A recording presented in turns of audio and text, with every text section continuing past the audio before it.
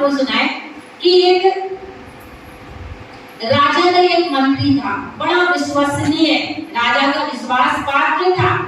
राजा कुछ काम में व्यस्त थे तो उनकी हीरे की अंगूठी राजा की उंगली में थी, तो उन्होंने कोई काम करना था तो अंगूठी निकाल करके और अपने मंत्री को दे दी। किसको दे दी?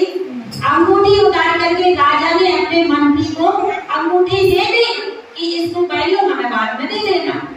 और मंत्री काम में व्यस्त हो गया और वो भूल गया कि राजा ने हमें अंगूठी दी थी। उसके हाथ में अंगूठी तो उसने पहन ली, लेकिन उसे पता नहीं कि वो अंगूठी मेरे कहाँ है। दूसरे दिन राजा ने अंगूठी मांगी, इसने हाथ में देखी तो अंगूठी थी नहीं। अब बड़ा चिंतित हुआ, राजा को लगा कि इतनी महंगी हीरे की अंगूठी और वो क्या हो गई है, तो राजा का विश्वास भी टूटता है।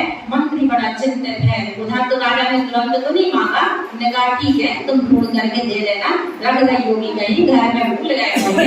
राजा ने ऐसा करके छोड़ दिया, लेकिन मंत्री को बड़ी चिंता, बड़ी इतना टेंशन हुआ कि मैं राजा हमारे ऊपर इतना विश्वास रखे हैं, अगर हम राजा की अंगूठी नहीं देंगे तो राजा हमें क्या कहेगा? चोर कहेगा। इतनी महंगी छोटी मोटी बात नहीं है, राजा की अंगूठी तो देना है। लेकिन उसने पूरे में खोज ली, लेकिन घर का चप्पा चप्पा खान लिया, लेकिन उसे वो अंगूठी नहीं मिली। तो बड़ा बेचैन होता है, चिंतित होता है। तो उसकी पत्नी ने बताया, किसी ने उसे बताया कि यहाँ जंगल में एक मुनिराज है, वीतरागी मुनिराज, वे सब बता देते हैं कि किसकी वस्तु कहाँ रखी है, उनको सबसे ज्यादा ज्ञान होता है। तो ये जिज्ञासावश मुनिराज के पास में चला जाता। हालांकि ये मुनिराज का श्रद्धालु नहीं होता, अंधभक्त होता है, कुछ धर्म को मानने वाला नहीं होता, लेकिन किसी के कहने पर कि वे सब जानते हैं ऐसा सोच करके और वो उनके पास में जाता है और मुनिराज से हाथ जोड़ करके विनय पूर्वक कहता है, मुनिराज एक समस्या हमारे जीवन में आ गई है, बहुत बड़ी समस्या है, हमने ऐसा सुना है कि आप हमारी समस्या का समाधान कर देंगे। तो मुनिराज कहते हैं बोलो क्या समस्या है। लेकिन इसके पहले ही वे मुनिराज निमित्त ज्ञानी होते हैं, मना पर्याय ज्ञानी होते हैं, अवधि ज्ञान मना पर्याय ज्ञान के धारी होते हैं। उन्होंने जान लिया कि यह जीव भव्य है और निकट भविष्य में निर्वाण को प्राप्त करने वाला है। ऐसा जान करके उन्होंने कहा कि बोलो तुम्हारी क्या परेशानी है। उन्होंने कहा कि ऐसी पूरी घटना सुना दी थी राजा की अंगूठी की बात, वह अंगूठी मिल जाए बस मेरी एक समस्या है।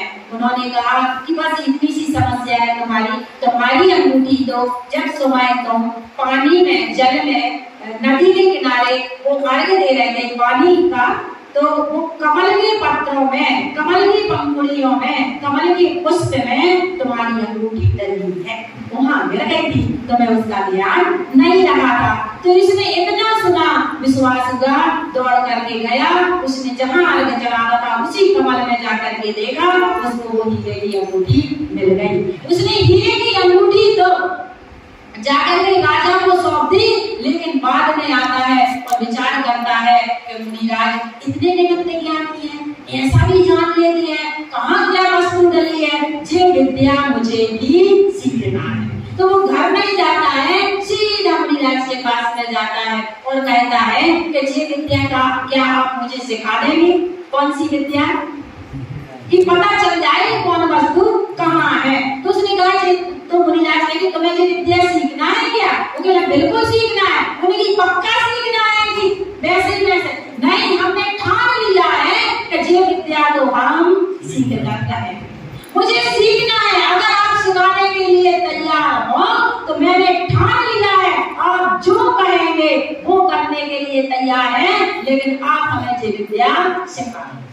मुनिराज ने कहा लेकिन इस विद्या को सीखने के लिए तुम्हें कुछ करना पड़ेगा। लेकिन क्या करना पड़ेगा? उन्हीं समय मुनि वेश धारण करना पड़ेगा, मुनि बनना पड़ेगा, दिगंबर वेश, क्योंकि बिना दिगंबर वेश के और ये विद्या प्राप्त नहीं होती। तो उसने तो ठान लिया था कि मुझे दे विद्या का, उसको वैराग्य नहीं था, उसे आत्मज्ञान नहीं था, अनुभूति भी नहीं थी, बस उसने एक चीज को संकल्प करा, ठान लिया कि मुझे ये विद्या सीखना है। अगर मैं विद्या सीख गया ना तो बढ़िया, बहुत होशियार हो जाएगा, दुनिया में इतने सारे लोगों की जो समस्या होगी वो सारी समस्या सॉल्व करूंगा।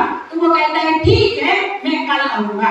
ऐसा करके और घर जाना है, अपनी पत्नी से कहता है कि मुनिराज जो विद्या जानते हैं वो विद्या मुझे सीखना है, और मुनिराज की विद्या सीखने के लिए मैं उनके पास में जा रहा हूँ। मुनिराज, उसकी पत्नी ने कहा, लेकिन मुनिराज ने क्या कहा? उन्होंने कहा कि तुम्हें दिगंबर मुनिराज बनना पड़ेगा, तब तुम्हें विद्या प्राप्त होगी। तो वो पत्नी कहती है कि अरे ऐसे कैसे हमें छोड़ करके चले जाओगे? तो वो कहता है अरे कुछ दिन की तो बात है, विद्या सीख करके वापस आ जाएंगे। क्या? कुछ दिन की तो बात है, तुम समझा में रहो, तुम चिंता मत करो, जैसे विद्या सीखी और मुनि छोड़ गए और हम आ जाएंगे। उसने ठान लिया था कि जो कहोगे वो करने को हम तैयार। वो चला गया और मुनिराज से उसने दीक्षा भी ले ली। काय के लिए दीक्षा ले ली थी?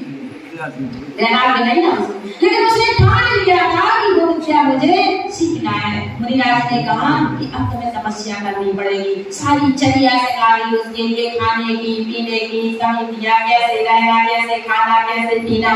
अब उसने कहा कि तुम्हें कुछ नहीं करना है, बस ध्यान करना है, ध्यान में तुम्हें वो विद्या प्रकट हो जाएगी। नहीं, कैसे होगी वो विद्या प्रकट? नहीं, आत्मा में अनंत शक्तियां हैं, अनंत ज्ञान है। जिस दिन तुम आत्मा के ध्यान में डूबोगे उस दिन तुम्हें ये विद्या, क्या ऐसी विद्या प्रकट हो जाएगी कि तुम्हारे ज्ञान में तीनों लोक झलकने लगेंगे। समस्त द्रव्य गुण पर्याय अनंता जाने एकैकार प्रकट केवल भगवता। मन केवल ज्ञान को प्रकट करने वाली विद्या प्रकट हो जाएगी। ये तो बहुत छोटी मोटी विद्या है। जब उसको ऐसा लगा वो आत्म ध्यान में डूबने लगा और उसे आत्मा का इतना श्रद्धा हुआ और वैराग्य भाव तो था नहीं, लेकिन समर्पणता